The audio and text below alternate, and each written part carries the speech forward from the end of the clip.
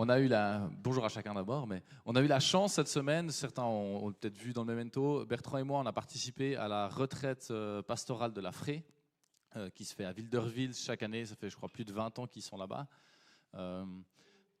C'est près d'Interlaken, c'est juste en dessous d'Interlaken. Et donc on a eu 3 jours là-bas. Cette retraite, elle réunit donc tous les pasteurs de la Frée, avec aussi comité directeur de la Frée et puis les différentes instances. Et on a vécu un temps vraiment hyper riche, hyper profond. C'est vraiment un temps qui ressource. Et j'aimerais juste vous partager 2-3 éléments. Il y a plein de choses qui vont nous guider aussi personnellement et avec le conseil pastoral pour la suite. Mais juste vous donner 2-3 petits retours des choses qui ont été partagées et vécues.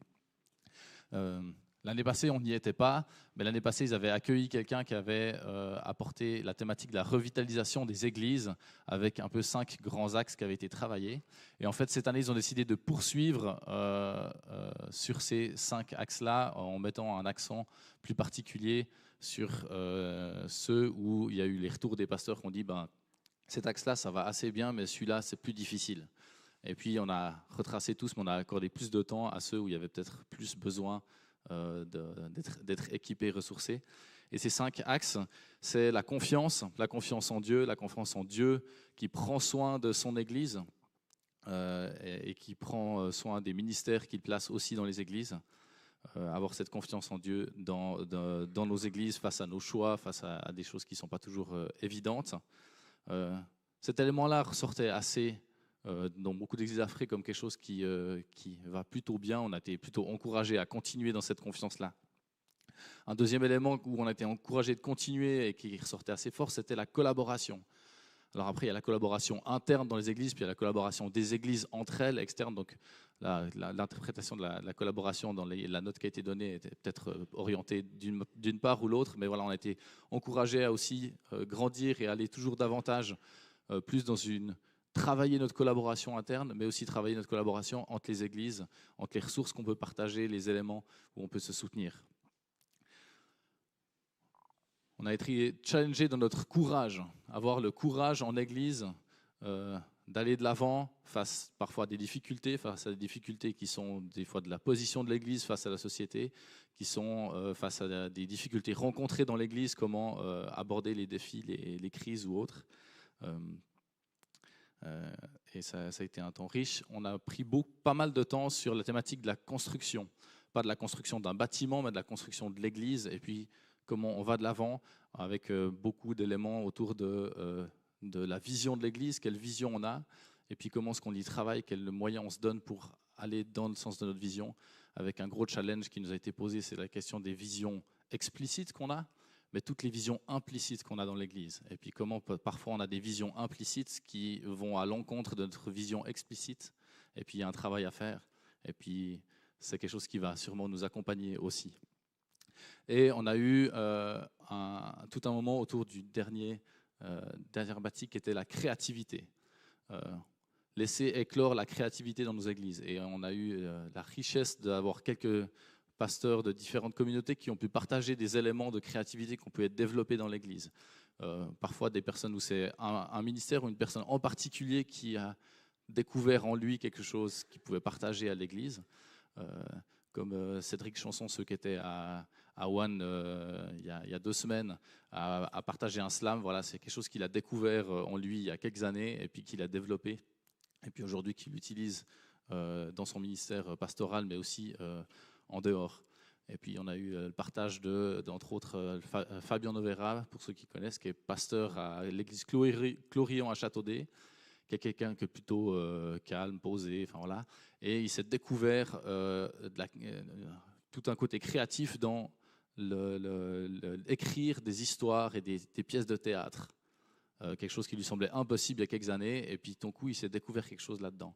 Et puis depuis, ça fait plusieurs années qu'ils ont une crèche vivante avec un spectacle et tout qui se fait à Châteaudet, et la commune attend avec impatience que l'Église leur confirme qu'ils vont faire cet événement-là dans le village. Voilà, et il y a d'autres choses qui ont été partagées, mais voilà, un encouragement à se dire, mais laissons éclore la créativité, accompagnons aussi les personnes. Il y a des choses qu'on n'est pas capable de faire nous, mais il y a plein de gens parmi nous qui sont capables de le faire. Et puis je crois que ce qu'on a là derrière aussi un exemple de, voilà, de la créativité, puis des différentes personnes qui ont pensé, puis d'autres personnes qui sont venues réaliser aussi. Et voilà, un encouragement à grandir, et puis que la créativité, elle peut être au service justement d'un témoignage, au service de l'évangile, au travers des différentes choses qu'on met dans nos églises. Mais ce temps de retraite, ça a aussi été un temps fort d'échange, de soutien entre les différents pasteurs, de pouvoir partager les expériences, les difficultés. Et on a vécu un temps hyper fort mardi matin. L'entier du programme qu'ils avaient prévu est passé à l'eau. Mais parce qu'on a vraiment eu un moment avec un souffle de l'esprit extrêmement intense, où ça a commencé par... il y a eu une interpellation la veille de se dire mais on ne veut pas commencer à mettre des églises sur un piédestal. Il y a des églises qui sont très nombreuses, d'autres qui sont toutes petites. Et puis on ne veut pas voir un succès humain avec un regard humain, mais voir comment Dieu travaille. Et puis il y a des petites églises dans des petits coins qui vont jamais devenir des immenses églises, mais elles ne sont pas mieux ou moins bien. Et puis on a été appelés à se soutenir les uns les autres. Et on a aussi constaté dans les nouvelles des églises qu'il y avait beaucoup de petites églises qui traversent des moments pas évidents cette année en particulier. Et on a été appelés d'abord à se dire on veut se mettre ensemble autour de ces églises-là, et puis prier aussi qu'ils se sentent soutenus, accompagnés. Voilà. Et ça a commencé comme ça, et puis on a reçu des paroles, il y a des paroles de proclamation qui ont été données, il y a eu une unité énorme, et finalement ce temps-là a duré ça avait commencé par un petit temps de louange d'abord, mais de 9h jusqu'à midi. Et un temps vraiment hyper intense, et beaucoup de gens sont ressortis avec des choses fortes, et puis en particulier ces églises qui traversent des difficultés, où les pasteurs ont pu être encouragés, et ça nous a fait énormément de bien de pouvoir sentir cette unité aussi avec nos églises sœurs devant la Frée. Et la suite, vous le découvrirez. Voilà, on ne peut pas tout raconter ce matin, mais voilà, il y a des choses qui nous ont aussi portés, puis qu'on pourra travailler avec Bertrand, avec le conseil pastoral, et puis on reviendra vers vous avec ces éléments-là. Je passe la parole à Bertrand. Merci. C'était effectivement un moment exceptionnel. Et juste pour dire quelque chose par rapport au deuxième jour, là où le programme est tombé à l'eau, mais pour du bien meilleur, on va dire. À un moment, on était dans ce temps de prière, etc. Et là, heureusement, on est en train de chanter. Je vais vous dire pourquoi, heureusement. Parce que tout d'un coup, dans ce temps de louange, etc., Dieu, il m'a saisi. Et puis, c'est comme si vraiment, il était là et il me prenait dans les bras. Et puis moi, j'ai pu que pleurer. Et pourquoi je vous dis que j'étais content qu'on chantait, c'est que je ne pleurais pas avec une petite larmette, là, comme vous avez l'habitude de me voir, mais j'étais complètement, je tremblais presque sur place tellement en fait j'étais visité, tellement, et c'était vraiment comme si Dieu était là, il me prenait dans les bras et tout. Donc c'était vraiment je sais pas, je dis ça avec mes mots, un truc fou quoi, exceptionnel, voilà, avec mes mots. Donc je confirme, c'était juste un temps vraiment béni. Et puis je crois que ce genre de temps béni, c'est pas juste destiné à des pastorales ou autres, mais je crois que c'est aussi Dieu désire aussi que à notre tour nous puissions aussi vivre des temps bénis. Voilà, je ne vais pas faire plus long, je passe la parole à Anne-Claude et Nicole pour la suite. Merci. Alors, il y a quelques mois, on vous avait proposé de lire en groupe de prière ou individuellement le guide Portes ouvertes, une foi dangereuse. En fait, c'est un guide qui nous permet de voyager à travers le livre des Actes avec l'Église persécutée. Alors, petit sondage. Qui l'a lu? Non, qui a déjà commencé. Parfait, super. Et puis, dans les derniers mementos, on vous a proposé de faire un petit retour, un petit témoignage. Alors, est-ce que quelqu'un a quelque chose à nous apporter? Alors, en échangeant avec Nicole justement sur ce guide, on a été profondément touchés par le récit de celles et ceux qui vivent la persécution pour leur foi, mais aussi de leur totale dépendance à Dieu et des réponses que Dieu apporte à leurs prières. Il a agi vraiment puissamment dans leur vie au cœur de l'épreuve, preuves. Et puis, face à cela, on s'est senti toute petite et en même temps privilégiée. Parce qu'en tout cas, avec Nicole, on n'a pas à craindre pour notre vie ou celle de nos proches. On n'a pas peur de devoir quitter notre foyer ou bien d'être persécuté par notre foi. Et puis, cette réflexion, elle nous a amené à une question essentielle. Comment, moi aussi, je peux apprendre à dépendre davantage de Dieu, à chercher sa présence, sa direction dans mon quotidien, à mon échelle. Comment laisser Dieu guider concrètement ma manière de vivre, ma manière de prier, ma manière de parler de lui. Et là, Nicole m'a partagé un texte qu'elle avait lu le matin même sur l'application La Bible. C'est ce que je vais vous lire maintenant. Le verset de ce matin-là, c'était « En effet, ce n'est pas vous qui parlez, mais c'est l'Esprit de votre Père qui parlera par vous. Quand le moment viendra, car ce n'est pas vous qui parlerez, c'est l'Esprit de votre Père qui parlera en vous. » Jésus a prononcé ces paroles à ses disciples alors qu'il les préparait à la persécution. Il les a avertis qu'ils seraient livrés aux autorités, incompris, maltraités, non pas parce qu'ils avaient mal agi, mais parce qu'ils avaient témoigné de lui. Cela peut sembler intimidant, mais Jésus ne les laisse pas sans réconfort ni aide. Il leur assure, vous n'aurez pas à compter sur vos propres paroles. Le moment venu, le Saint-Esprit parlera à travers vous. Cette promesse ne s'adresse pas uniquement aux disciples. Elle s'adresse à tous les croyants qui se sont déjà sentis, donc comme nous tous, nerveux, incompétents ou mal préparés pour parler de Jésus. En réalité, nous n'avons pas besoin de trouver les mots parfaits. Nous avons besoin d'un cœur soumis. L'Esprit de Dieu continue de parler aujourd'hui et il parle à travers des personnes. Il murmure dans des conversations tranquilles autour d'un café. Il nous incite à envoyer des messages attentionnés. Il parle à travers nous dans les petits moments particuliers au travail, à l'école ou autour d'un repas. Voici donc le défi à relever. Ne te retiens pas. N'attends pas d'être prêt. Aie confiance que le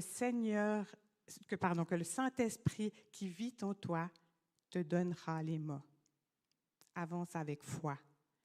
Partage ton histoire. Parle de ce que Jésus a fait. Aujourd'hui, quelqu'un a besoin d'entendre ta voix. Non parce qu'elle est parfaite, mais parce que le Saint-Esprit est prêt à révéler à cette personne sa vérité à travers toi. Et voilà, je trouvais que c'était vraiment un encouragement pour nous à vivre notre foi à notre échelle par rapport à des gens qui le vivent à travers la persécution. Alors nous allons vivre maintenant un temps de Sainte Seine. C'est un moment qui nous rappelle jusqu'à quel point Dieu nous aime, et non seulement nous, mais le monde entier. C'est un repas qui lie tous les chrétiens du monde, qui nous rappelle que nous partageons le même Père avec ceux qui sont persécutés aussi. Nous avons souvent l'habitude de relire les passages de la Bible qui nous racontent le dernier repas de Pâques que Jésus a pris avec ses disciples quand on fait ce Sainte Seine. Mais aujourd'hui, j'avais à cœur de faire ça un peu autrement, pour mettre ce repas dans son contexte un peu plus large, pour peut-être mieux saisir son sens. Pour ce faire, je vais lire plusieurs passages différents de la Bible avant qu'on prenne le pain et le jus de raisin. Et j'espère que cela nous aidera à méditer ce que Dieu a fait pour nous à travers le don de Jésus. Donc j'invite le CP déjà à venir pour être prête à partager après. Alors dans Jean 6, les gens parlaient à Jésus de la manne que Dieu leur avait donnée à travers Moïse afin qu'ils ne meurent pas dans le désert. Et Jésus leur répond, « Oui, je vous le dis, c'est la vérité. Ce n'est pas Moïse qui vous a donné le pain du ciel, mais c'est mon Père qui vous donne le vrai pain du ciel. Oui, le pain de Dieu, c'est celui qui descend du ciel et qui donne la vie au monde. Le pain qui donne la vie, c'est moi. Si quelqu'un vient à moi, il n'aura jamais faim. S'il croit en moi, il n'aura jamais soif. Le pain vivant qui est descendu du ciel, c'est moi. Celui qui mange de ce pain vivra pour toujours. Et le pain que je donnerai, c'est mon corps. Je le donne pour la vie du monde. On lit dans Luc 22. Quand l'heure fut venue, Jésus se mit à table avec ses apôtres. Il leur dit, « Combien j'ai désiré prendre ce repas de la Pâque avec vous avant de souffrir. » Puis il prit du pain, et après avoir remercié Dieu, il le rompit et le leur donna en disant, « Ceci est mon corps qui est donné pour vous. Faites ceci en mémoire de moi. » Loin avant l'arrivée de Jésus sur terre, le prophète Jérémie a anticipé ce que sa mort allait accomplir pour nous. Je lis dans Jérémie 31. « Bientôt, déclare le Seigneur, je conclurai une nouvelle alliance avec le peuple d'Israël et le peuple de Juda. Elle ne sera pas comme celle que j'avais conclue avec leurs ancêtres quand je les ai pris par la main pour les faire sortir d'Égypte. Celle-là, ils l'ont rompue, et pourtant c'est moi qui étais leur maître, dit le Seigneur. Mais voici en quoi consistera l'alliance que je conclurai avec le peuple d'Israël, déclare le Seigneur. J'inscrirai mes instructions non plus sur des tablettes de pierre, mais dans leur conscience. Je les graverai dans leur cœur. Je serai leur Dieu et ils seront mon peuple. En effet, je pardonnerai leurs torts et je ne me souviendrai plus de leurs fautes. » Pour continuer le récit du dernier repas de Pâques que Jésus a pris avec ses disciples, je lis dans Matthieu 26. Il prit ensuite une coupe de vin et après avoir remercié Dieu, il la leur donna en disant « Buvez-en tous, car ceci est mon sang, le sang qui garantit l'alliance de Dieu et qui est versé pour une multitude de gens pour le pardon des péchés.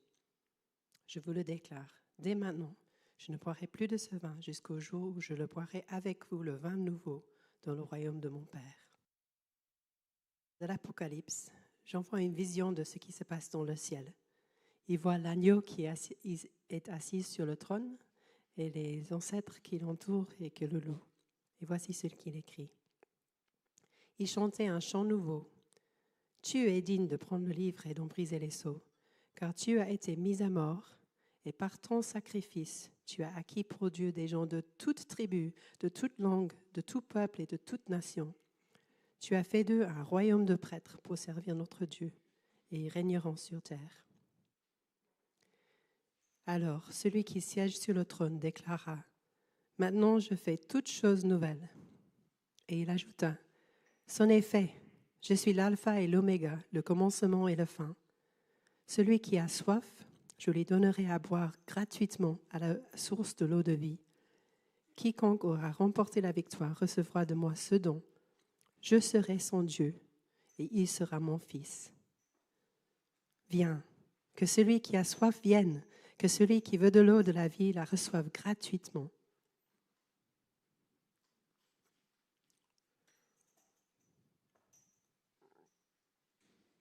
Peut-être que quelques personnes aimeraient élever des prières de remerciement à Dieu pour ce qu'il a accompli pour nous.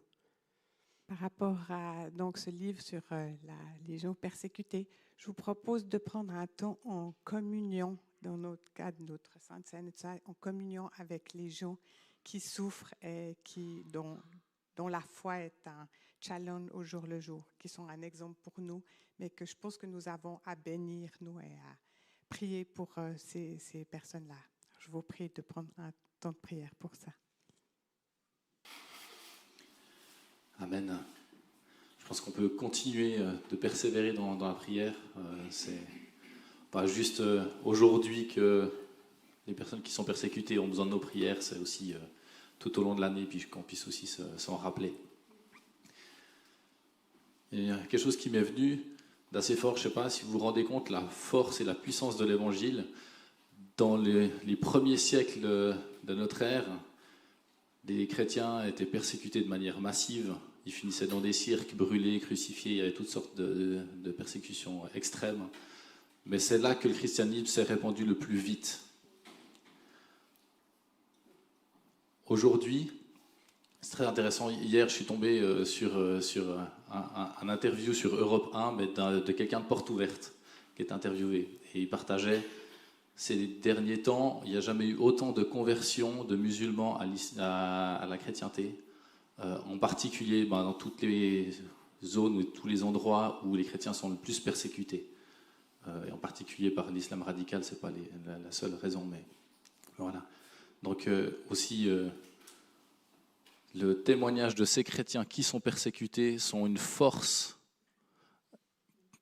incroyable pour l'annonce de l'évangile. Et que tous les chrétiens qui vivent ça puissent être témoins efficaces pour le royaume, même si peut-être c'est au prix de leur vie.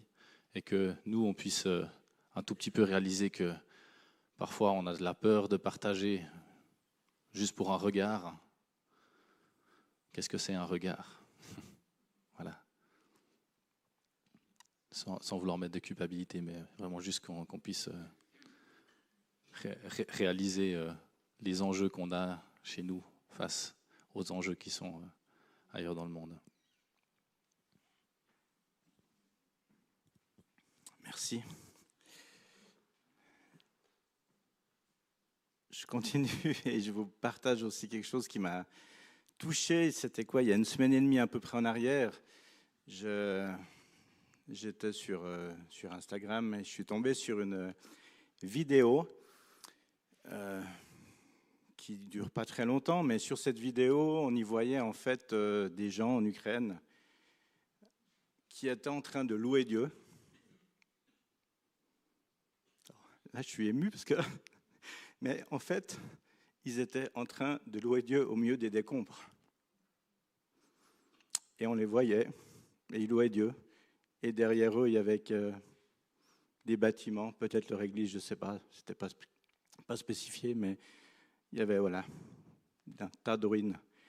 Et ça m'a beaucoup interpellé. Et je me suis dit, c'est vrai qu'on a peut-être aussi quelque chose à apprendre de leur part. Alors le but, encore une fois, c'est pas de nous mettre un poids sur nos épaules, mais peut-être de se souvenir aussi que il y a d'autres endroits où ils ont tout perdu.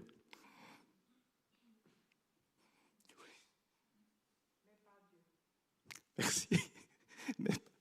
Mais pas Dieu, effectivement. Mais dans leur réalité, qui est tellement, tellement loin de la nôtre, ils sont capables de se tenir debout et puis de prier, de louer Dieu. Alors voilà, c'est un peu avec de l'émotion que je vous dis ça, mais c'est vrai que je me suis vraiment questionné. Je me suis dit, on prie souvent pour eux aussi, que Dieu puisse être avec eux dans leurs difficultés. Je crois que Dieu agit. Mais quand je voyais ça, je me suis dit, est-ce qu'eux devraient prier pour nous? Pour que dans nos réalités, ou quand on perd parfois un tout petit quelque chose, si j'ose dire ceci ainsi, on se sent des fois vite peut-être abandonné. Donc voilà, tout ceci pour nous encourager aussi à regarder ceux qui sont capables, qui sont aussi un exemple en fait, qui sont capables de se tenir debout quand c'est vraiment difficile. Voilà, soyons, parce que j'en ai besoin aussi, encouragés. J'invite maintenant Sarah. Donc, si je viens devant vous ce matin, c'est pour vous parler d'un engagement important que notre Église a choisi de prendre, et elle est fortement encouragée par la FRE.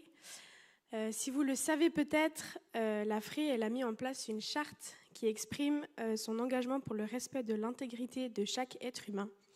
Et cette charte s'appelle « Ensemble contre les comportements transgressifs » et nos responsables d'Église l'ont récemment signée. Je vous en parle parce que la semaine passée, lors de la rencontre générale, on nous a donné la charte plastifiée à afficher dans nos églises. Et vu qu'elle va être à présent affichée, c'était important de vous partager qu'est-ce que ça veut dire et puis en quoi elle consiste. Vous allez peut-être vous demander pourquoi est-ce que c'est moi qui vous en parle. Simplement parce que l'année passée, j'ai participé avec quelques responsables de l'Église à la journée de la FRE et on a eu un atelier qui parlait justement de cette charte et ça m'a vraiment, comment je peux dire ça, bien intéressée et j'étais très sensible à cette question. Donc voilà, je me suis aussi un peu plus intéressée à ce sujet. Et j'ai aussi le souhait de pouvoir soutenir Mathieu et Bertrand dans les prochaines choses qui vont être mises en place dans notre Église. Donc voilà, c'est aussi pour ça que moi qui porte un peu cette annonce. Pourquoi en parler un dimanche matin ? D'abord parce que l'Église est appelée à être un lieu sûr, autant physiquement, émotionnellement et surtout spirituellement. Un lieu où on veille les uns sur les autres, et puis aussi parce que... je me suis perdue. Un lieu où on prend soin les uns des autres. La charte que notre Église a signée rappelle que des abus peuvent prendre toutes formes différentes, ce soit des violences physiques, des violences psychologiques, des violences conjugales, des abus sexuels, des abus spirituels, des pressions financières ou tout autre comportement qui peut porter atteinte à la dignité ou à l'intégrité d'une personne. Parler de ces réalités, ce n'est pas du tout accusateur. Au contraire, c'est une manière de dire clairement que dans notre Église, on veut être vigilant, on veut prendre soin les uns des autres et proclamer qu'aucune forme d'abus n'a sa place ici. Cette charte, elle affirme d'ailleurs plusieurs choses essentielles.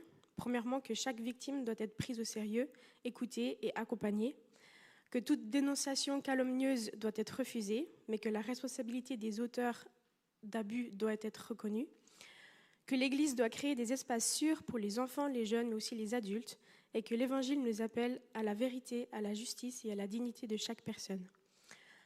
Concrètement, cet engagement signifie que notre Église va mettre en place plusieurs choses dont on vous parlera dans le courant de l'année 2026 pour prévenir et accompagner chaque situation. Il existe déjà certaines adresses de contact pour faire des dénonciations. Elles sont affichées sur la charte, mais elles vont être aussi affichées à d'autres endroits si vous avez besoin. Tout cela peut paraître un sujet un peu lourd, mais en réalité, c'est surtout, et je trouve que c'est beau de le dire comme ça, un signe d'espérance. Ça montre qu'en tant qu'Église, on ne veut pas fermer les yeux, on veut être une Église qui protège, qui prend soin, qui écoute et surtout qui agit. Je vous remercie de prier pour cette démarche et je vous prie aussi à chacun de contribuer par notre attitude, notre vigilance, à faire de notre communauté un lieu sûr et plein d'amour. Merci. Alors, par rapport à ce que Sarah vient de partager, je ne peux que témoigner que Dieu reconstruit quand les choses ont été cassées. Voilà. Parmi vous qui ont déjà entendu parler un peu de ma vie, et je témoigne que Dieu est celui qui vient reconstruire, celui qui veut reconstruire. Et si un bout de votre vie a besoin d'être reconstruit, n'attendez pas.